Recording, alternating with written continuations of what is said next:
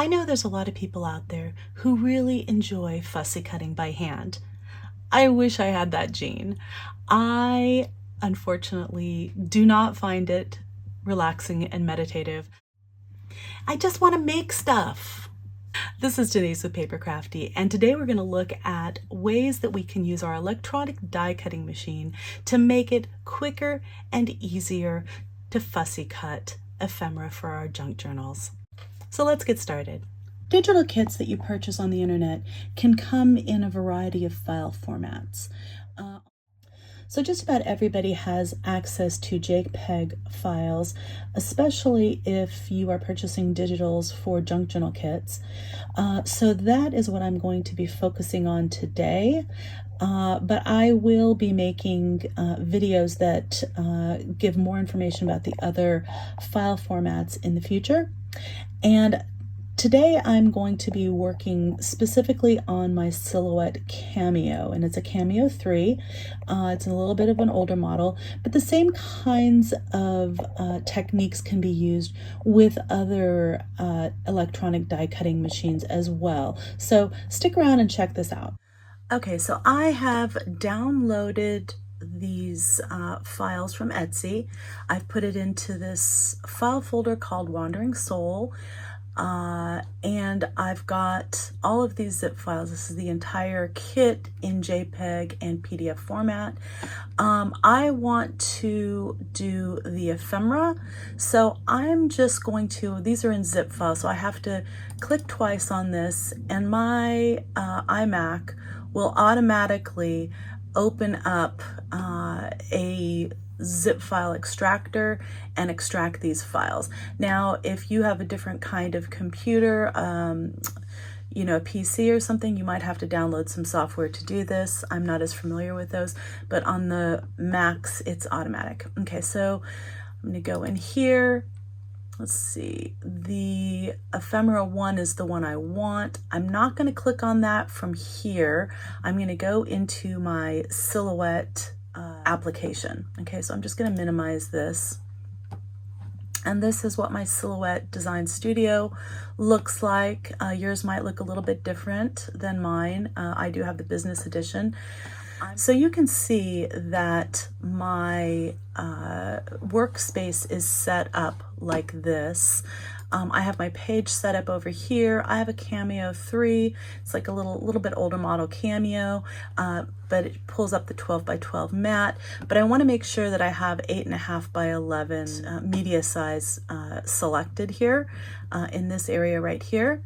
My ephemera that I'm cutting happens to be landscape, so I want to make sure that this is the portion that's going on to the cutting mat is landscape. I mean, you can do it portrait like this, and I could turn it on its side, but I'm just going to go ahead and do it landscape. Okay, so just, you know, kind of be aware that, you know, you can change this up a little bit.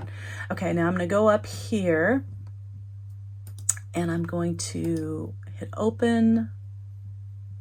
This is going to take me to my files, so you might have to search for them a little bit. I had it set up. I'm going to open this file that says the ephemera 1. Hit OK, or you could just double click. Okay, and this is huge. I saved this as 600 DPI, so it's going to come up, you know, way bigger than the 8.5 by 11 screen. So what we do is we come up here, we press under Edit, select all, and then this will pop up. This little menu thing here will pop up. I want to hit lock because we want to lock the aspect ratio. And then the width is 11 because this is in landscape mode. So I'm just going to hit 11 or type 11 and press return. And you can see the file's way down here somewhere on here. Now you could physically move it, but we've already selected all. So I'm going to go into Align and hit Align Center Middle, and it'll bring us up onto the screen. Okay, great. So we've got our file on the screen. That's a good start. The next thing we want to do, we want to make sure that the size of our ephemera is going to fit when we do a print and cut. Okay, and I did not specifically design this one to be used with print and cut, so it might need to be adjusted a little bit. I go over here, and this is in the page setup. We were right here on the first part, and I'm going into the third one, which is where they have the registration marks, and I'm going to press on. So these little registration marks will pop up. Okay, so now you can see this red border is where you're allowed to cut. Okay, I'm also going to put up here so that we can view where the print border is, and that's different. This is the black line right here. So when you're going to print, everything has to be within those lines. Okay. On the registration mark, I'm going to go to this advanced option. I'm going to, let's see, what are the defaults? We're going to restore the defaults for the registration marks. This is what you'll see normally. This is what they will look like, and you can see this is just not going to work for this. So I'm going to adjust these registration marks. I'm going to make these, it's hard to see up there, but you can make these lines a little shorter. I'm going to kind of move these out a little bit, and I might have to resize the ephemera themselves. So the first thing I'm going to do is I'm going to take this slider here on the length, and I'm going to move it all the way to the left. And as I'm doing that, you can see that this line is changing in length. You see how it's getting smaller, okay, as I go all the way to the end, and that will not affect anything. It should still be able to read the registration marks just fine. All the research I've done has said do not mess with this bottom inset line, so I'm not going to touch that one. I'm going to take this left line, which is this one right here, and I'm going to move it all the way to the left. All right, so you can see how that red line moved out. I'm going to take the top one, and I'm going to move that all the way to the left. Okay, and then I can take this right one right here, and I can move this one, this slider, all the way to the left as well. But I just want to point out that this is the line right here. This black one right here is the line for the print. So if this cut line is outside of the print line, that's not going to really work very well. So, you know, I want to keep this cut line inside the print line. So I'm just going to move it enough that it's maybe like at the same, maybe just inside of the cut line. So I think that's what it started off as. All right, so I'm just going to leave it where it was. Okay, so now I really do have to take this file. You can see it's still, even after moving, you know, all of the registration marks and whatnot, this still isn't going to quite fit. It's just a tiny bit too big. So all I'm going to do, this has already been selected. You can see the whole file. This whole thing is the selection of that. I'm just going to go down to this corner here, and I'm going to click on that. You see I get that little double arrow in this corner right here. When I hit the little, when I hit it just right, I get that little double arrow. I'm just going to press down, and I'm going to move in, and that will keep it in proportion. Now it'll stay in proportion anyway because I've locked the aspect ratio, but just, you know, to be on the safe side, it's always a kind of a good idea to do that. All right, let's see. I'm going to try moving this over just slightly. Yeah, that looks pretty good. I can also use the arrows on my keyboard to just gently nudge it over a little bit. And it's looking a little close down here. You see how they have this hatched area? You don't want anything in that cross-hatched area. So I'm going to move this up slightly, just using the arrows on my keyboard. All right. that actually looks really, really good. Okay, so now we can see that the things that we want to cut, all the ephemera, are inside both the red outline, which is for the cut area, and the black, this like kind of gray outline, which is where it will print, okay? And so we're good. The placement of this is really good. So now I just want to, I'm gonna turn off the registration marks. I can leave them, but I'm gonna turn them off for now.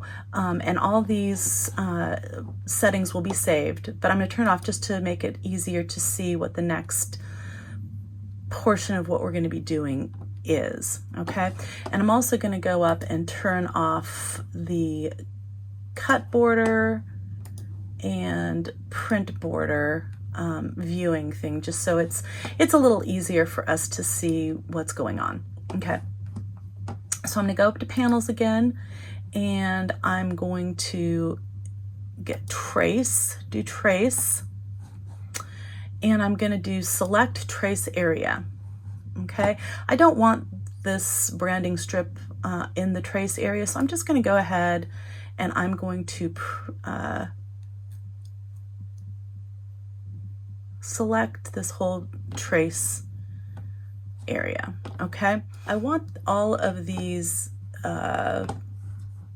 shapes to be fully filled in. All right, so I'm gonna go ahead and I'm gonna move this. I'm gonna move it all the way up to 100, and you can see how it looks really rough. So I'm gonna back off, back down from 100.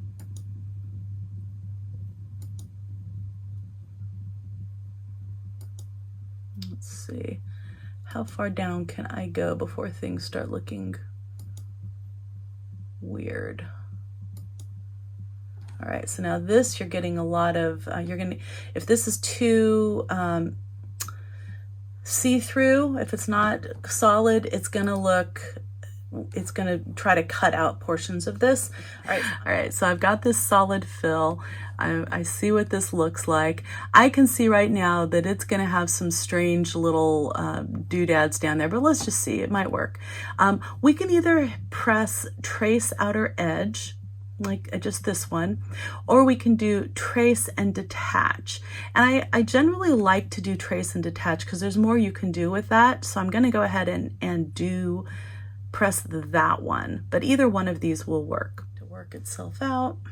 Okay, so now let's see what this looks like if we send it like this. Okay, this actually looks pretty good. There's a couple, you can see there's a couple little areas here where we're getting some stray doodads cutting here. So I'm gonna go back to the design, okay? And I'm going to go up into edit, and I'm gonna do undo edit. I'm gonna keep doing undo edit until I get back to here again, okay? So this will be the settings that we had, and this is, I think, the easiest way to go about doing this rather than having to redo it every single time. Now I'm gonna start adding a little despeckle. That should get rid of some of these little extra things that came out.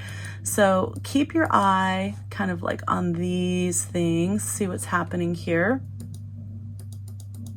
All right, I'm gonna keep adding despeckle.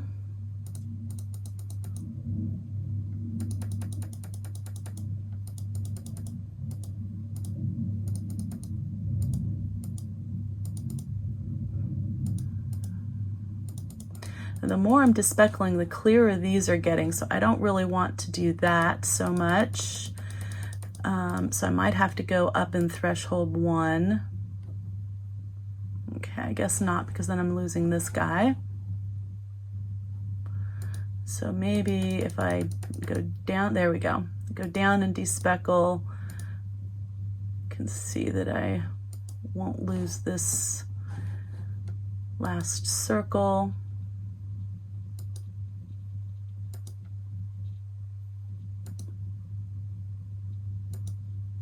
All right, So 69.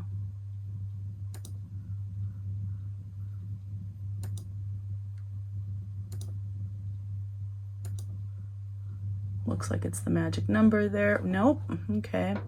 Took a second to catch up. All right, 67. So 94, 67. I'm just going to write those numbers down so that I remember what those are. Okay, and then I'm going to go back and press trace and detach. Okay, and then I'm going to go up to send again and see how that looks. All right, that looks pretty good. You can see there's no more of those little doodads coming through. I'm going to go back to design.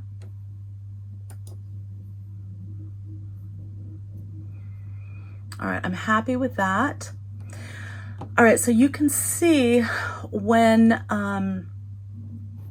I press this trace and detach, what it does is it takes each of these pieces and it detaches them from the background. So I'm going to just click on this background piece, and it looks like it's getting everything, but it's not. It's just getting this white background paper, and I'm just gonna move it out of the way. Look at that.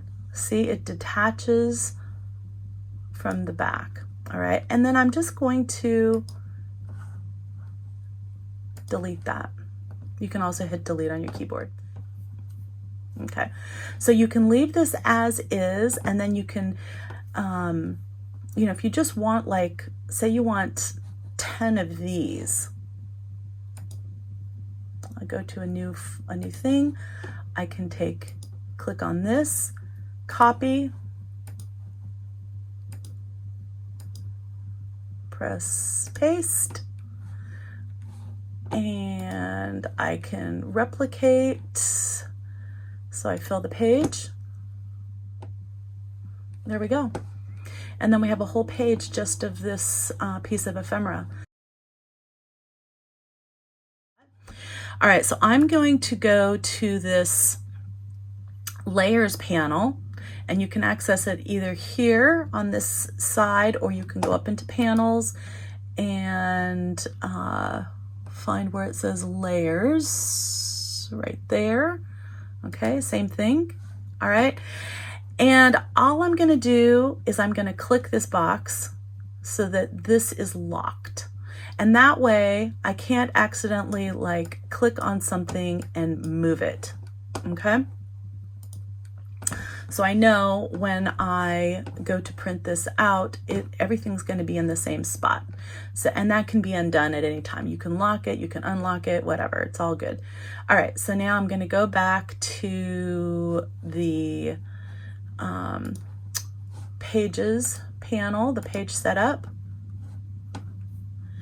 I'm going to go back to registration marks. Okay, and again, we can view the print border, and we can view, you see how this little gray line came in and everything's within that print border, so that's good. I can show the cut border, you can see how everything's within that, that's really good, and there's no way I can accidentally move one of these outside, so we're good there. All right, and then I'm going to go ahead and I am going to print this, and it's going to take a second. Okay, so it shows this line around the edge. That part doesn't print. These registration marks, these three will print, but this extra line on the outside doesn't print. And then I'm going to hit print, and then this will go to my printer. I want the best quality settings because I want, you know, these digitals to be really nice and look nice. Okay, so I'm going to go ahead and I'm going to hit print. That'll send it to my printer. Okay, so this is what it looks like when it's printed out. You see you get the 3 registration marks, and it doesn't do that, you know, line around the edge. That's just indicating the 8.5 by 11 piece of paper. Okay, so then I get my mat for the silhouette, take the protective sheet off, and I want to make sure that the mat is in the same exact orientation as it was on the screen. So I have my arrow up, and I've got this in landscape orientation, and I'm just going to put it along these lines, you know, line it up so it's on the grid. It's a little tough to see since I've got grid going on underneath it as well, and it's transparent, so I'll put that underneath just so you can see what I'm doing a little bit better. Just lining it up in the corner there. Okay, and then what I like to do is take this shiny part, just put it right on top, and I'll get my little tool to burnish this down really well. And this just makes sure that it doesn't pop up while the machine is cutting it. I don't want the paper to move at all during the cutting process. So I just burnish it down really, really well. Take that off. All right, now I'm going to load this into my machine. I'll show you how I do that. Okay, so this is my silhouette. It's a Cameo 3, like I mentioned before, and I don't have a lot of counter space in my room, so I put this right up to the edge, and that's why I have this little roller right here. It's just a little tube. I think it's, I don't know, some kind of vinyl or something, and I have some books stacked up along here to kind of, so that the cutting mat doesn't flop over the edge of it. Okay. So the most important thing when you're loading this onto your machine is to make sure that you put the center of the right side of the mat in the middle of that arrow. Okay, that arrow right there, the farther one of the two. Okay, and that will line it up perfectly. So I'm going to go ahead and load that because I can't do that one-handed, and then I'll show you what I've got. And then I just press that upper button where it says load. So this is what it looks like loaded into the machine. I've got some stuff behind the machine, so I put another cutting mat right there just so it doesn't get stuck on stuff and mess up everything. I'm going to close the lid because this does a better job of finding the registration marks when the lid is closed. So I'm going to do that, and then maybe I'll show you how it looks with finding the registration marks with a different cut file, just so you kind of get that idea. So that's what it looks like closed. Okay, so I'm going to go back to the send page. Okay, and everything looks good, and I'm just going to press right down here. I'm going to press send.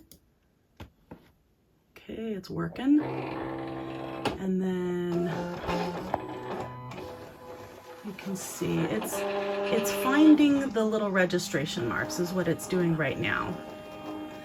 And as soon as the registration marks are found, I'll lift the cover and you can see how it cuts. This is probably it. Okay, all right, so it has an auto blade, so it's adjusting the blade cut and depth. And for this one, I just use plain cardstock. This is some double-sided matte photo paper that I use that I like to, it gives the best print quality I've found with my new Epson Inco tank. So I'll put a link to what I use down below. But you can see in the settings, I just use plain cardstock for this, and that seems to work really, really well. So it's just working.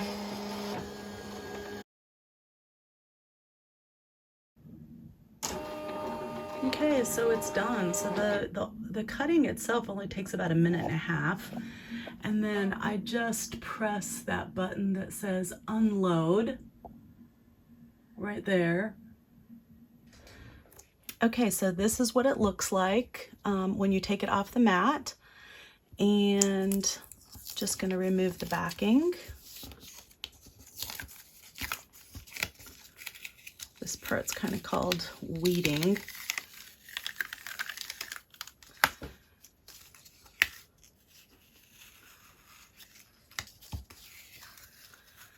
And you can see this does a fantastic job.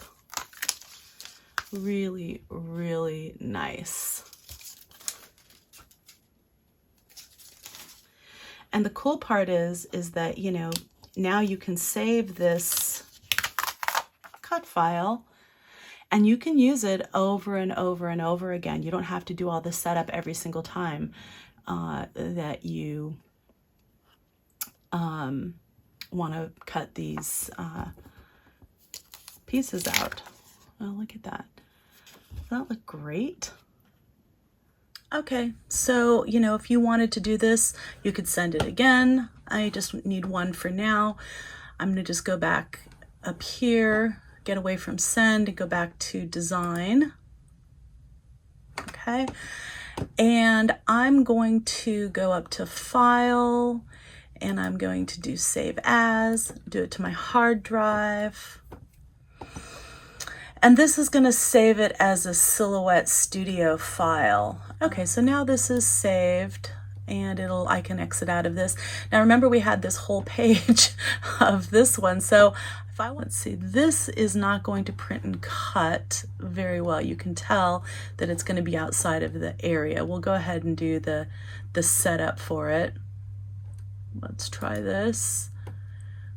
All right, and you can see, I'm going to go back and show the cut border, show the print border. You can see that it's too big. Okay, so even though this does have the smaller length, let's see, we can move those two over.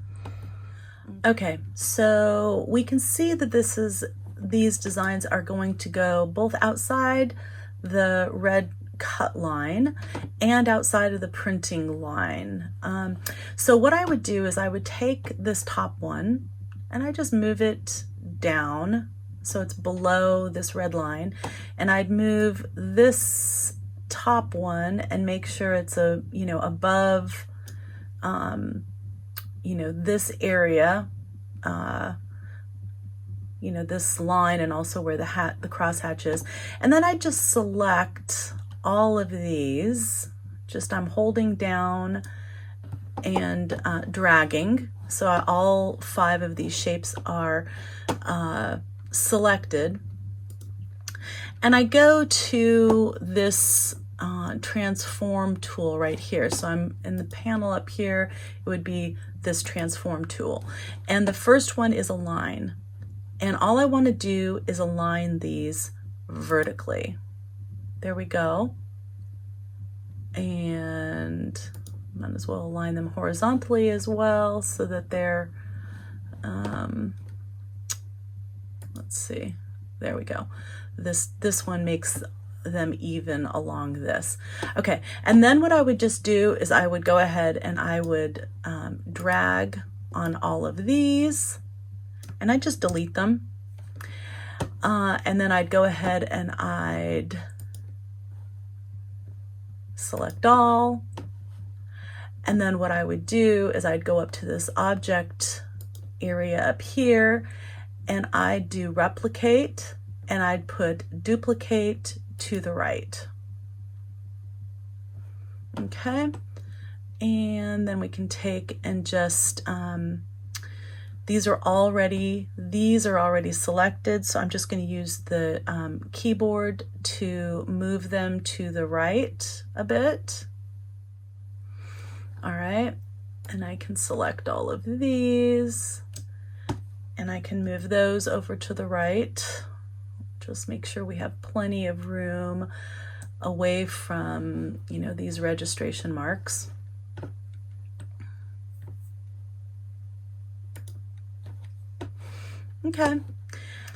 Okay, and then, this is all set up. I can save this. Actually, what I want to do next is lock this layer so nothing gets moved around something, I'd go ahead and I would print this.